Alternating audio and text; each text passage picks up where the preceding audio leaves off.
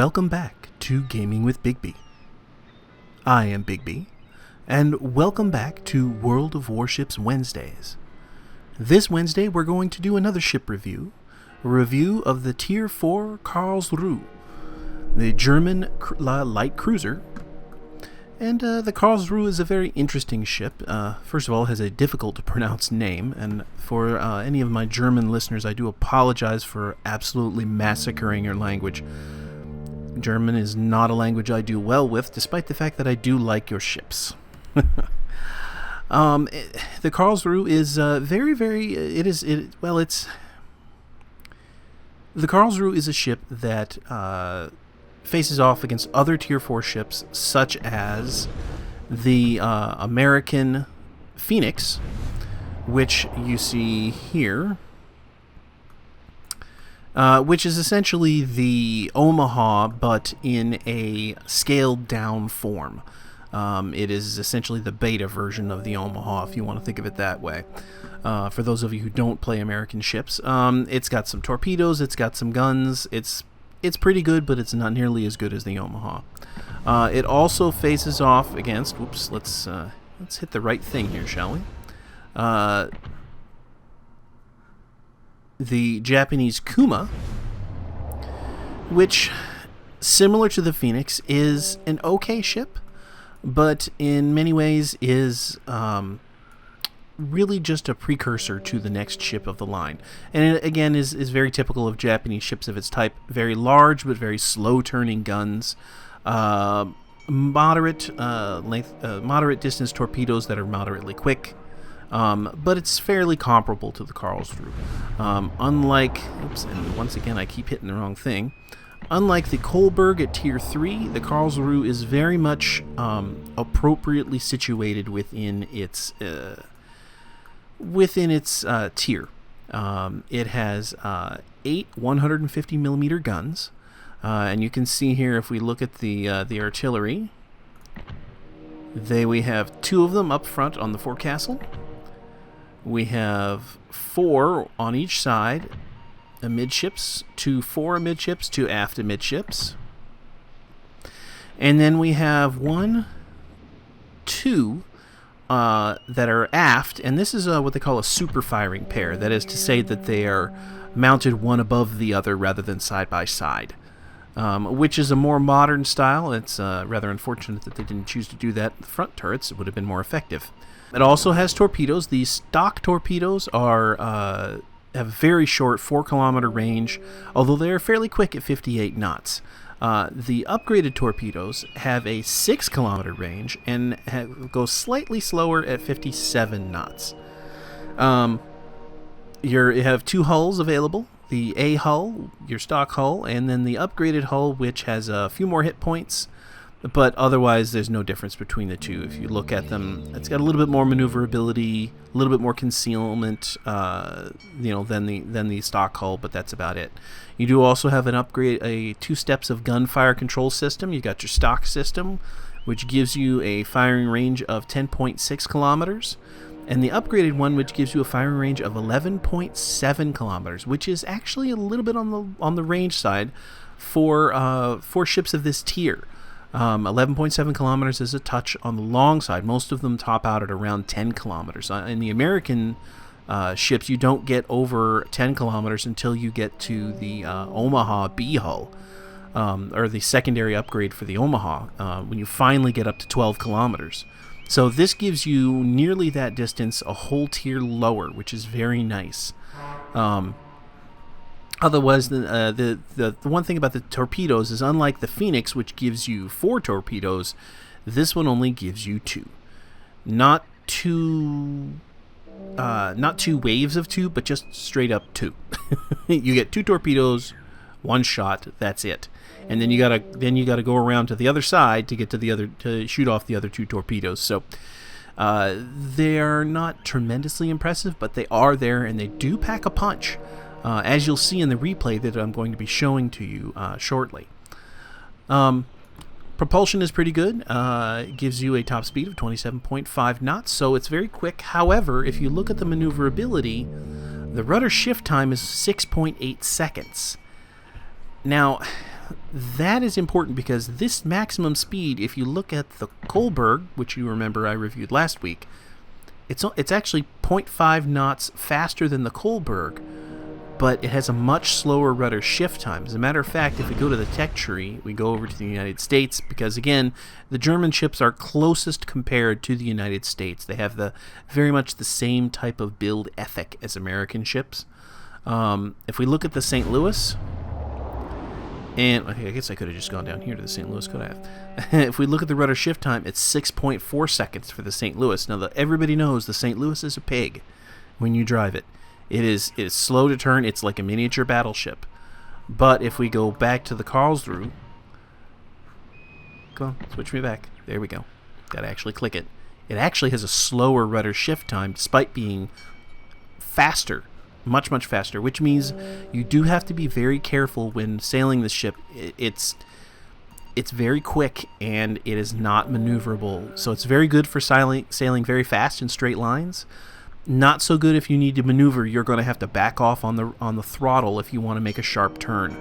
So be aware of that going into that with this ship. However, the guns are good. They've got a 150 millimeter gun on it. With the recent upgrades to the German armor piercing shells, they're much more effective than they were prior to the most recent patch. And the torpedoes, although you do only get 2 of them, they have a 6. If you get the upgraded ones, they do have a 6-kilometer range, so they're at least somewhat useful.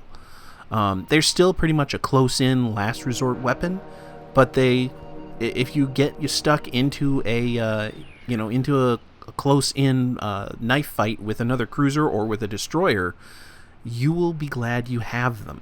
So you don't have to sit there and whittle them down with the 150s. You can actually just take them out with a torpedo strike. But, so that's basically how the Karlsruhe is in the game, and we're going to be showing a little bit more of that when we go to look at the replay that I have for you today. However, first, I'd like to talk a little bit about the historical Karlsruhe, and although it doesn't actually differ very much at all from the one that we have in game. In fact, the one that we have in game is a very faithful reproduction of the original. It is pretty much almost exactly, with the exception of the ability to drop mines, which of course are not in the game. And with the exception of the submerged broadside torpedoes, which none of the ships have. So again, that's something that's not in the game. But with those 2 exceptions, it is pretty much a complete and very faithful reproduction of the real-life Karlsruhe, which we'll talk about now. SMS Karlsruhe was a light cruiser of the Königsberg class, built for the Kaiserliche Marine, Imperial Navy, during World War I. She was named after the earlier Karlsruhe, which had sunk in November 1914 from an accidental explosion. The new cruiser was laid down in 1914 at the Kaiserliche Werft shipyard in Kiel, launched in January 1916, and commissioned into the High Seas Fleet in November 1916. Armed with 8 15-centimeter SK-L-45 guns, the ship had a top speed of 27.5 knots, which is 50.9 kilometers per hour or 31.6 miles per hour. She saw relatively limited service during the war due to her commissioning late in the conflict. She was present during a brief engagement with British light forces in August 1917, though she did not actively participate in the battle. She joined the large task force assigned to Operation Albion in October 1917, but did not see significant action during that operation either. She was assigned to what was to have been the final sortie of the High Seas Fleet in the closing days of the war, but a large-scale mutiny in significant parts of the fleet forced the cancellation of the plan. Karlsruhe was interned in the British Scapa Flow after the end of the war, and scuttled there on the 21st of June 1919. Unlike most of the other ships sunk there, her wreck was never raised. Karlsruhe was ordered under the contract name Ersatz Niobe, and was laid down at the Kaiserliche Werft shipyard in Kiel in 1915. She was launched on the 31st of January 1916, after which fitting-out work commenced. She was commissioned into the High Seas Fleet on the 15th of November 1916. The ship was 151.4 meters, or 496 feet 9 inches, long overall, and had a beam of 14.2 meters, or 47 feet 7 inches, and a draft of 5.96 meters, or 19 feet 7 inches, forward. She displaced 7,125 tons at full combat load. Her propulsion system consisted of 2 sets of steam turbines powered by 10 coal-fired and 2 oil-fired marine-type water tube boilers. These provided a top speed of 27.5 knots, or 50.9 kilometers per hour, or 31.6 miles per hour, and a range of 4,850 nautical miles, which is 8,980 kilometers and 5,580 miles, at a speed of 12 knots. The ship was armed with 8 15-centimeter SKL-45 guns in single pedestal mounts. 2 were placed side by side forward on the forecastle, 4 were located amidships, 2 on either side, and 2 were arranged in a super-firing pair aft. They were supplied with 1,040 rounds of ammunition for 130 shells per gun. Karlsruhe also carried 2 8.8-centimeter L-45 anti-aircraft guns mounted on the center line astern of the funnels. She was also equipped with a pair of 60-centimeter torpedo tubes with 8 torpedoes in deck-mounted swivel launchers amidships. She also carried 200 mines. The ship was protected by a waterline armored belt that was 60 millimeters thick amidships. The conning tower had 100 millimeters thick sides, and the deck was covered with 60 millimeter thick armor plate.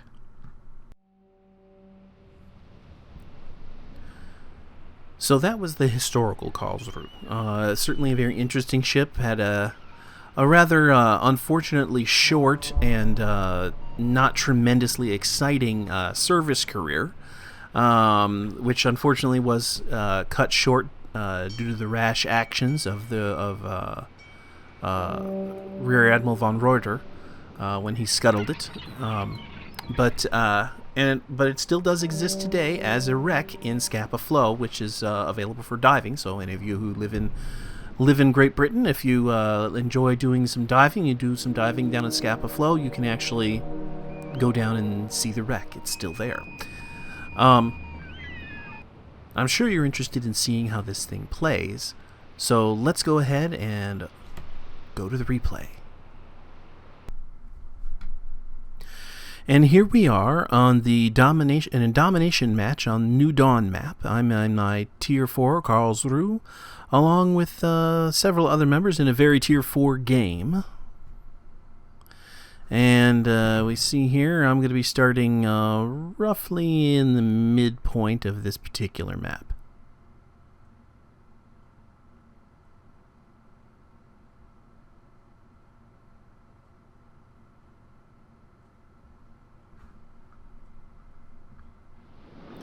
And let's get started.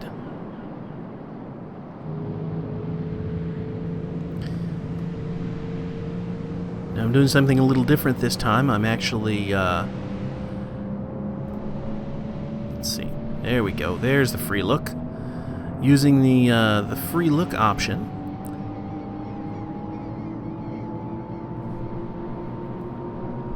And you can see we've got a fairly well set up team here. And I'm just kind of getting my speed up. We're discussing. I suggest we go B first, then C. Other people agree to go B. I think eventually most of the battleships end up going to C, and the rest of us go to B.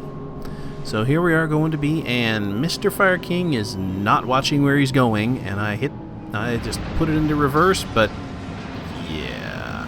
He's very fortunate that we can't destroy ships on our own team that way, because I would have cut him in half. Got to be careful to watch where you're going, destroyer drivers. Remember, you are much more maneuverable than we are. And there I say, please be careful. I don't know if you heard me or not, but Haze Shifter up ahead in his wicks is dropping a smoke screen, so I'm going to take advantage of that and head up right up in between those two islands. Now normally this is not a direction that you would go with a cruiser, but with this many destroyers to back me up, plus at least I think one other cruiser that follows me in, You see, I can spot somebody over there. I'm taking advantage of this smoke screen to throw some shells down that way, and perhaps try and warn the enemy team off from going in there. You see the Phoenix down there. We'll see more of him later. And we have the beastly tin can in his Ityaslav destroyer, trying to take some shots at him, but the island's getting in our way. And we have Captain McKay and another Ityaslav heading in, also dropping a smoke screen, so lots and lots of smoke to obscure us. And here comes Soriz in his Dursky.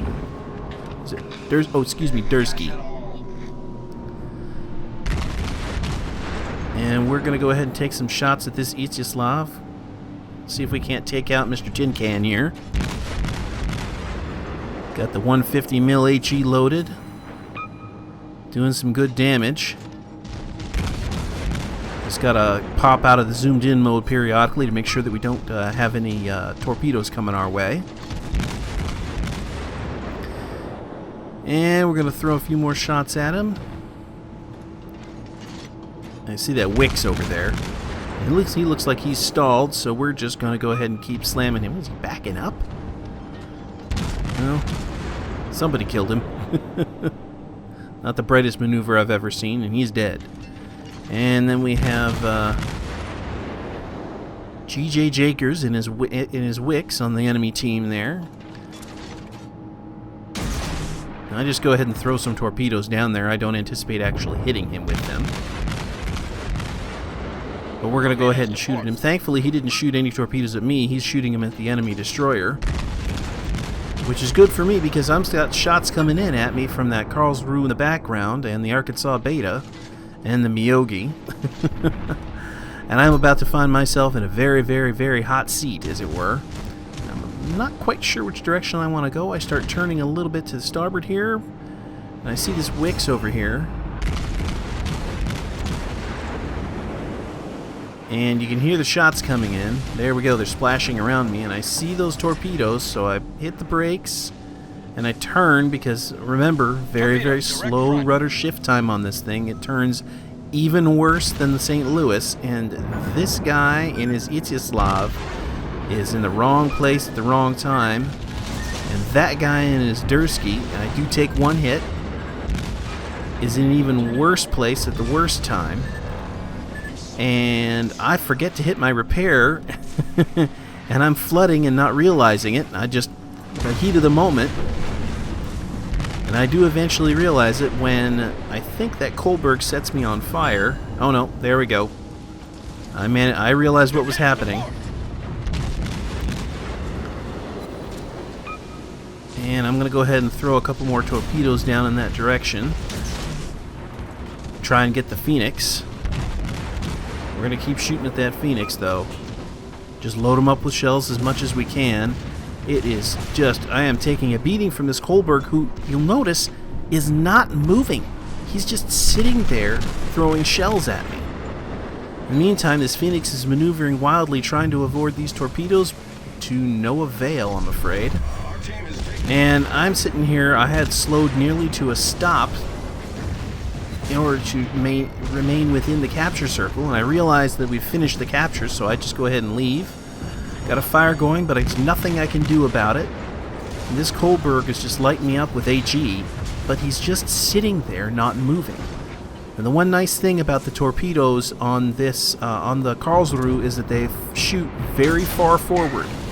So I'm going to send both my torpedoes down towards that Kohlberg, and I'm just going to start slamming him with AP shells. Just load him up, and look, he's not moving. He's not even starting the engine. There's no smoke coming out of his stacks.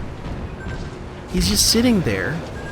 I'm taking a beating. I'm nearly dead. I think he just thinks he's going to kill me, but nope. When you sit there and you let somebody else shoot you, don't be surprised if you get killed. Thankfully, I got my repair up, I got the fire out, I have a sliver of health left, and then this Dursky runs into me. Thanks, buddy. Thanks. Oh, and I get hit again. I have almost no health left. I am getting out of there. Thankfully, the Dursky is dropping a smoke screen, so I'm able to disappear behind the smoke screen. and get out of there. But man, that was insane. That was a battle and a half. And we lost 2 of our destroyers in that battle, but we still have 3 left. The enemy lost 3 of their 4. So we came off the better in that. We managed to sink quite a few of their ships in that one engagement. And I am just sitting here boggling at... Yeah, I cannot believe I survived that. Just absolutely amazed that I lived through that. And this time I am going to try and not make the same mistake I did in my Kohlberg replay and go immediately back into the fight with no health. And even Captain McKay agrees that fight in B was insane. That was an amazing battle. I have 1,654 health left. Oh man, just a fingernail of health right at the end. And the battleships over here took care of capping C Force, so I don't really need to be down in this area. Yeah, I had to break out the duct tape to keep the ship together. That was intense. So I'm just barely hanging on. Thankfully, all the enemy ships are all up at A, well out of my range. And I'm just going to kind of hang back, because at this point, there's really no chance of me getting any significant kills without dying myself. There's no chance that I'm really going to do any damage, without being almost immediately one-shot killed. So I'm going to let all the battleships move forward, and I'm just kind of going to go in long, lazy S curves behind them, not trying to catch up with them in any way. I'm just going to let them go first. And Sories is trying to set up an attack on the other ships. Smart thinking. Get them distracted with the battleships and then torp them when they're not looking. And I can see that other Karlsruhe over there, who's still got plenty of health left, but he is just out of my range. There's no point in shooting at him. The detection range on this ship is about 10 kilometers, but the gun range with the upgraded is 11.7, so you do have a small window where you can be inside gun range, but they can't see you yet, which lets you get first strike on them. But that's not enough. Once you fire your guns, they're going to see you. So unless you've got a smoke screen in front of you, in which case you might get away with it. So I go ahead and, yep, see, detected. As soon as I fire the guns, detected, but detected goes away as soon as I stop firing the guns, because not only am I outside detection range, but I am also behind an island. So nobody can see me anymore. I immediately drop off the radar. So that's very nice. Alright, so I'm going to head up here, and I'm going to I see him going around behind that island, and what I'm thinking is that he is going to come out behind that island, and I'm maybe going to be able to launch a surprise torpedo attack on him. That's what I'm hoping to be able to do. Thinking I could drop a couple torpedoes on him, and then scoot in behind the island where he can't shoot back at me. At least that's the idea. And let's see, we got a Karlsruhe, a Kohlberg, and an Arkansas Beta up there. All going after this single Myogi. And I realize that there's no way I'm going to be able to get a torpedo shot on him. There's no way I'm going to hit him. Now I'm going to go to free look mode so you can see this. Watch what happens with this Myogi. He's coming up on the Karlsruhe. And boom! Rams him. A ram kill. Nice, he gets the Die Hard medal. Very, very nice. Alright, now we're back in regular camera mode here. I wanted you to see that because in my regular mode I actually looked away briefly and then looked back and saw the aftermath. I actually missed the actual impact. And we're going to go take a few shots at this Kohlberg over here. And hey, we get a hit. Do a little bit of damage to him, not much. And I think, yeah, then shoot the hillside a little bit. And now, I'm not quite sure where to go from here. I see the Kohlberg coming over here to my left. The Dursky's going after him. The Clemson's out there going after the Arkansas Beta. So what I'm thinking I'm going to do, and there's the Miyogi down there. I don't have enough room to really turn around. See, I'm thinking maybe I can turn around and go out, and I should have. This is where I made my mistake. I really should have turned around and gone the other way, but instead I decided to follow around this side, get some shots in the Arkansas Beta because I notice his guns are pointing the other way, and then hopefully take a few shots at this Kohlberg and maybe get another kill because I notice he's on very low health himself. And I'm like, if I can just get around this island fast enough, I can get some shots off on him. I can see him, but I don't. That island's in the way. I don't quite have enough room to make the shot. I'm like, come on, let me make the shot. And the battleships kill him. And the Arkansas's got its guns turned towards me now. Now I'm in trouble. Oh, I take a hit. I'm down to 824 health. Dodge the shots. I'm bobbing, I'm weaving, I'm trying to take shots at him when I can, but I'm mostly just trying to dodge his shots.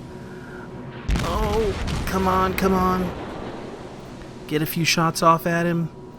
Don't even manage to hit him. Just trying to dodge his shots, and well, that was probably inevitable. I went out there with hardly any health. Frankly, I'm amazed he didn't kill me in the... ouch. I'm amazed he didn't kill me the first shot, to be honest. I was lucky I lived that long. I really should have turned around and gone back around the other side. I might have actually had a chance to shoot that Kohlberg, but, well, we'll never know, will we? Yeah, not entirely surprised. I kind of knew I was going into it, gonna die, but I had to at least make an attempt. And we're so far ahead at this point, it doesn't even matter. I did manage to get myself 2 devastating strike medals in this. Yeah, it did surprise me. It actually took them 2 hits. And I'm jumping around here, just looking at the perspectives of some of the other ones. This South Carolina is where I land, and there we go. The Fire King 89 managed to sink the Arkansas Beta with a torpedo. And the only one left is the Miyogi on the enemy team, but it's not going to matter because we are about to win on points because we own all the captures points. And that is that. And there you have it. The SMS Karlsruhe. Certainly a very worthy ship of her type, a very capable ship, very, very much able to hold its own even under withering barrage and under constant enemy fire. It's definitely a solid tier 4 ship, very much even and well suited to that class. So is it the kind of ship you're going to enjoy playing? Well, if you enjoy playing the Phoenix, even if you enjoy playing the Kuma, you'll enjoy playing the Karlsruhe. It is definitely a very solid ship and a worthy predecessor to the Königsberg. And with that, I will thank you very much for watching. And as always, if you're enjoying this series, please do subscribe and leave a like. And feel free to leave a comment as well. I'm always interested in to hear what my viewers are thinking and any suggestions they might have. And if you have a replay that you would like me to feature, please go ahead and feel free to email it to my email address that's listed in the comments below, or listed in the show notes below. Go ahead and send me the replay file. Obviously, it has to be one from the current live version of World of Warships. I can't do older replays, as you know. So unfortunately, if you have an older replay, I apologize. I just can't. There's nothing I can do with it. But if you have a fairly current replay from this new patch, and you would like me to feature it, please feel free to email me it, and I'll give it a look, and we'll see if we can't get it up on the channel.